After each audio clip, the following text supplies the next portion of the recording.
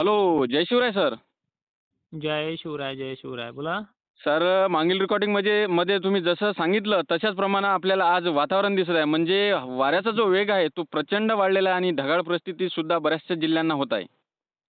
नक्कीच. आजच येत्या 24 तासामध्ये वातावरण हे काही मोजक्या भागांमध्ये सक्रिय होतंय. हो. पण उद्यापासून काही भाग तो घेणार आहे. खरं तर आता जिल्ह्यानुसार हा वेगवेगळ्या पद्धत आहे. कोणाला संधी मिळणार आहे काम करण्याची किंवा कोणाला नाही मिळणार. बरोबर. बरं ठीक आहे. आता 2-3 दिवसात तर पाऊस सुरू होईल आहे. मग कोणत्या टायमिंगला पाऊस ॲक्टिव्ह होऊ शकतो, तिथपर्यंत वेळ आहे का? महाराष्ट्रामध्ये अनेक ठिकाणी लग्न समारंभ असे कार्यक्रम ह्या 2 दिवसात जास्त प्रमाणात आहे. हो. त्या जिल्ह्यातल्या शेतकऱ्यांना किंवा त्या पाहुण्या-रावण्यांना ह्या तारखेनुसार, ह्या टायमिंगनुसार ते कामं किंवा ते लग्नाचे जे काही विघ्न टाळण्यासाठी हे 2 जे काही टायमिंग सांगतोय आपण त्या टायमिंगपर्यंत तुम्ही ते आवरून सुद्धा घेऊ शकता. बरोबर. तर लक्षात घ्या, पहिले आपण आजची 29 तारीख पूर्ण करूया आणि उद्याच्या 2-3 दिवसापर्यंत कसं वातावरण हे देखील बघूयात. हो सर. शेवटपर्यंत पहा. हो. आता बघा, वातावरणाची जी काही क्रेज आहे महाराष्ट्रामध्ये आजच सक्रिय होते. वारे पूर्ण बाष्प महाराष्ट्रात घेऊन यायला सक्रिय सज्ज आहेत. हो. आज पाहायला गेलं तर 4-5 वाजता पुणे परिसरामध्ये ढगाळलेली परिस्थिती, अहिल्यानगरमध्ये ढगाळलेली परिस्थिती, नंदुरबारमध्ये मोठ्या ठिकाणी शितोडे-सातोडे पडतील. नाशिकमध्येही थोडी तुरळक ठिकाणी संध्याकाळच्या वेळेला पडतील. आभाळ जास्त काही दिसणार नाहीये, पण अंधुकपणा वगैरे सगळ्या गोष्टी याच्यामध्ये पाहायला मिळतील. हां. उद्या सकाळपासून जर आपण बघितलं, तर वातावरण अत्यंत दमट आणि हो. ढगाळलेलं, ज्यामध्ये खानदेश 1 नंबरला आहे. हं. छत्रपती संभाजीनगर आहे. ढगाळलेलं वातावरण. महाराष्ट्रातल्या मराठवाड्या भागामध्ये हो. वारे थोडे उत्तरेकडनं दक्षिणेकडे वाहतील, कारण की हा पश्चिमी विक्षोभ आहे. उदाहरणार्थ आपण याला WBT म्हणतो. बरोबर. तर नाशिक क्षेत्रामध्ये 4-5च्या पुढे हां. बघा, तुम्हाला जवळपास 4-5 पर्यंत कामं करण्याची संधी मिळू शकते. हो. तर 4-5च्या पुढे धुळे, साक्री भागाकडनं सुरुवात करेल. ज्यामध्ये पुण्याचा आणि कोकणाचा थोडा मोजका भाग असेल. नाशिक क्षेत्रामध्ये भाग बदलत पद्धतीनं पाऊस हा ॲक्टिव्ह होणार आहे. हं, हं. सटाणा, उत्तरेकडील भाग मालेगाव, हो. छत्रपती संभाजीनगर शहर परिसराचे आजूबाजूचे तालुके हो. याच्यामध्ये समावेश आहे. व्याप्ती कमी आहे पहिल्या दिवसाची. हं, हं. धुळ्यामध्ये जर आहे, जळगावमध्ये आहे, अकोला, अमरावतीमध्ये मोजक्या ठिकाणी झाला. हो. जालन्यामध्येही बदनापूर साईड असेल, जालना शहर परिसर असेल, नांदेडमध्ये मोजक्या ठिकाणी जो काही देलगर वगैरे परिसर असेल आणि तुमच्या वाशिम वगैरेमध्ये तुरळक ठिकाणी वातावरण बनून जाईल. हां, हां, हा हां. पहिला दिवस आहे. हो. पण ह्या वातावरणामध्ये पहिल्या दिवशी कदाचित इथे सुद्धा हा मेन पॉईंट आहे. 30 तारीख मध्यरात्री, हं. मग रातच्या 1 वाजला तर ती तारीख 31 मध्ये मोडते किंवा रातच्या मध्यरात्री सुद्धा हो. नांदेड जिल्ह्याची व्याप्ती वाढते, वाशिमची व्याप्ती वाढते. परत वर्ध्यामध्ये काही ठिकाणी होतोय, परभणीमध्ये, जालन्यामध्ये आणि सोलापूर, धाराशिवमध्ये सुद्धा लातूरसह हा बरोबर. पाऊस आहे. हो. इकडे पुणे, सांगली, कोल्हापूर हे कमी आहे पहिल्या दिवशी. हां, हां. हं. हं. बुलढाणा सुद्धा कमी आहे. काही ठिकाणी पडेल, काही ठिकाणी सोडून देईल. हो. मोजक्या ठिकाणी आहे. हो. पण यांनी काही काळजी करायची काम नाही, मोठं नाहीये. हं, हं. पण पहिल्या दिवशी सगळ्यात महत्त्वाचं असं आहे 30 तारखेला मध्यरात्रीपर्यंत हं. नाशिक, धुळे, छत्रपती संभाजीनगर, मराठवाड्यात एकंदरीत सर्व जिल्हे काही-काही हो. ठिकाणी हा पाऊस पडेल हं. आणि पूर्व विदर्भातला तुमचा जो काही वाशिम, वर्धा वगैरे भाग आहे. हो, हो. ठीक आहे. बरोबर. 31 तारीख सगळ्यात महत्त्वाची ठरणार आहे. कारण की 31 तारखेला पाऊस जो आहे, तो दक्षिण साईडला हां, म्हणजे हां. सांगली, सोलापूर या भागामध्ये तुरळक ठिकाणी झाला त्याला. हो. जास्त व्याप्ती नाहीये. सांगण्याचं काम असं आहे, की व्याप्तीविषयी महत्त्वाचं आहे, की सगळ्यांनाच घाबरायचंय का? ठीक आहे, 1-2 ठिकाणी पडला तर तिकडे जिरून जाईल. बरोबर. जवळपास 90% शेतकऱ्यांना त्रास नाहीये. हां, तर हां. बेळगाव, कोल्हापूर, सोलापूर सॉरी कमी आहे. बेळगाव, कोल्हापूर बऱ्याच ठिकाणी. हो. तर नाशिक, धुळे परिसर, छत्रपती संभाजीनगर उत्तर भाग काही ठिकाणी पाऊस असणार आहे. नांदेड सुद्धा आहे. हो. वातावरण भरगच्च राहील. नांदेडच्या मध्यरात्री सुद्धा पाऊस हा ॲक्टिव्ह असणार आहे. अहिल्यानगरचा समावेश या दिवशी आहे. 30 तारखेला सुद्धा थोडा तुरळक ठिकाणी आहे राहुरी वगैरे भागामध्ये, पण 31 तारखेला सुद्धा आहे. नाशिक हं, हं. क्षेत्रामध्ये निफाड परिसर वगैरे देखील नाशिकचा भाग आहे. हो. वाशिममध्येही दुसऱ्या दिवशी सुद्धा पाऊस राहणार आहे. हं, हं. सोलापूर, लातूर, धाराशिवचा, बीडचा, जालन्याचा समावेश मोजक्या ठिकाणी असेल. हो. ठीक आहे. हं. तारीख महत्त्वाची आता पुढे आहेत. एप्रिल महिन्याची सुरुवात ज्या तारखेपासून होते, हो. हं, ती म्हणजे 1 बरोबर. तारीख. 1 हो. तारखेला जमलं तर पहाटे किंवा दुपारनंतर इथे संधी फारशी मिळत नाहीये. हं. त्यामुळे हळद झाकली असेल तर झाकली राहू द्या.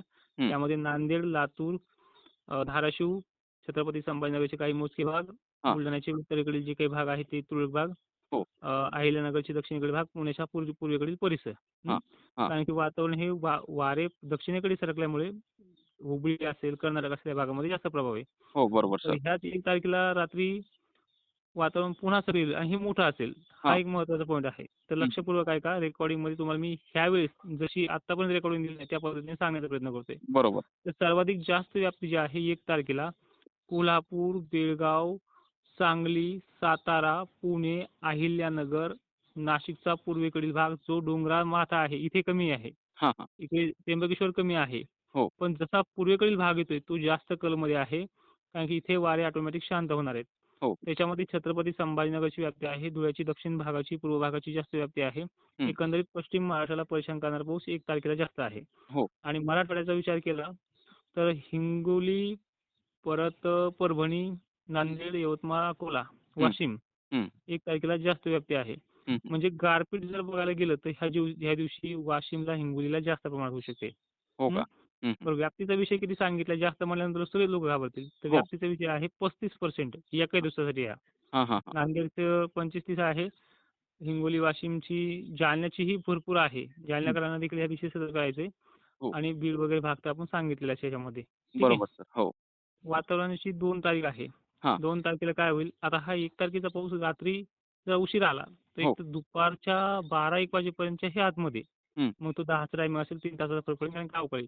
हो. मग अमरावतीची व्याप्ती वाढते, अकोल्याची व्याप्ती वाढते, नांदेडची व्याप्ती वाढते, यवतमाळ असेल, हिंगोली, वाशिमची सुद्धा व्याप्ती हे वाढते. बरोबर. आणि अवकाळीचा सर्वाधिक जास्त फटका जो आहे, या दिवशी सुद्धा 2 तारखेला पुन्हा पश्चिम महाराष्ट्र म्हणजे पुणे, अहिल्यानगर याचा हं. समाविष्ट आहे. नाशिक क्षेत्राचा समाविष्ट आहे. धुळे, जळगावचा समाविष्ट आहे. हो. वारे काय करणार थोडेसे क्रॉसमध्ये वर वाहणार आहेत. म्हणजे हं. दक्षिणेकडून उत्तरेकडे विदर्भामध्ये. हो. त्यामुळे बुलढाण्याचा समावेश सुद्धा आहे मोजक्या ठिकाणी हं. आणि अकोला, अमरावती परत आहे. जालना सुद्धा आहे. एकंदरीत कालचे जे जिल्हे सांगितले आपण समजा उदाहरणार्थ 1 तारखेचे, हो. 2 तारखेला ते जिल्हे परत रिपिटेशनमध्ये आहे. हां, हां. तर अशा प्रकारचा हा पूर्ण शेड्यूल होता. 3 तारखेला सुद्धा नांदेड, अकोला, अमरावती भाग आहे.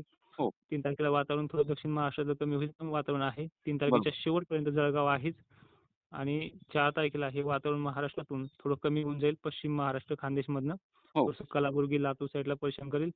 4-5 तारखेपर्यंत वातावरणाचा अंधुकपणा वगैरे राहील. 5 तारखेपासून वातावरण महाराष्ट्रातून हळू कमी होऊन जाईल. हां. आणि पुढचा टप्पा जो आहे तो एप्रिल महिन्याच्या 12 किंवा 13 तारखेला परत ॲक्टिव्ह होण्याचा अंदाज आहे. एक सांगायचं म्हणलं थोडी मार्चची साम्यता आहे. हं, पण हं, हं. मार्चला पहिल्या आठवड्यात थोडंसं कमी होतं. इथे काय होणार आहे, की हे जे 1-2-3 तारखा आहेत, त्या तारखेला जरा जास्त आहे. हो. अवकाळीचे गारपिटीचे रडार तुम्हाला आता थोडक्यात सांगतो, हे पण शेवटपर्यंत ऐका, की गारपिटीचे रडार बनलेले आहेत आतापर्यंत. हं. कोल्हापूरला ह्या 4 दिवसात होऊनच जाईल कुठे ना कुठेतरी. म्हणजे ते हो. जिल्हे बघा. हं. कोल्हापूर, पुणे, अहिल्यानगर, छत्रपती संभाजीनगर, लातूर, वाशिम जिल्हा, हिंगोली जिल्हा, धुळे जिल्हा, नाशिक जिल्हा तर आहेच. हो. जालन्यात मोजक्या ठिकाणी, हं. नांदेड, यवतमाळ, हं. अकोले, अमरावतीच्या काही मोजक्या भागामध्ये, वर्ध्यामध्ये काही ठिकाणी. हो. म्हणजे एकंदरीत जिल्ह्यांची संख्या वाढते. तर अशा प्रकारचा पूर्ण शेड्यूल होता. बरोबर सर. बरं सर, हं. शेतकऱ्यांच्या माध्यमातून जो आपल्याला प्रश्न आलेला आहे, तो म्हणजे हवेचा जो वेग आहे, तो प्रचंड वाढलेला आहे. म्हणजे वादळी वाऱ्यांसारखं आपण म्हटलं तरी चालेल. तर हे हं. कमी कधी होणार समजा? हे पहा, सगळ्यात महत्त्वाचा प्रश्न तुमचा आहेच. पण त्या प्रश्नाला एक वैज्ञानिक कारण पण देईल मी. हो. सध्या उष्णता खूप वाढलेली आहे. हो. उष्णता वाढल्यामुळे जवळ असलेल्या समुद्रामध्ये पूर्णपणे बाष्प, पाणी उकळते, त्याची वाफ होते आणि वाफेचे ढग बनतायत. हो. त्यात परत पश्चिमी विक्षोभ जे WDची साथ मिळते. त्यामुळे बाष्पामध्ये दुप्पट असं समीकरण जुळतंय. बरोबर. त्यामुळे महाराष्ट्रामध्ये बाष्प संख्या वाढते आणि अवकाळी वातावरण असल्यामुळे थंड वातावरण होणं किंवा पाऊस पडणं ह्या दोन्ही गोष्टी पाहायला मिळतात. हो, हो. तर ह्या वाऱ्याने पाऊस आणलाय. हे वारं अवकाळी वादळ नाही. पण पावसामध्ये होणारं जे वादळ असेल, ते झाडं उन्मळून टाकणं किंवा गारपीट स्वरूपामध्ये पिकांचं नासधूस करणं असे शेड्यूल याच्यामध्ये आहे. जसं तुम्ही रेकॉर्डिंगमध्ये शेवटपर्यंत ऐकत आहात. हो. तर ह्या वातावरणाच्या शिखरे ज्या आहेत, हळद उत्पादकांना किंवा लग्न सरावाचं शेतकऱ्यांना विनंती आहे. जसं सांगितलं टायमिंगनुसार तसं आपलं कामाचं पालन करा. बरोबर. बाकी तुम्हाला समजदार आहेत. नक्कीच सर. धन्यवाद. तुम्ही शेतकऱ्यांना एक महत्त्वपूर्ण आणि डिटेलमध्ये माहिती दिल्याबद्दल. नक्कीच. धन्यवाद.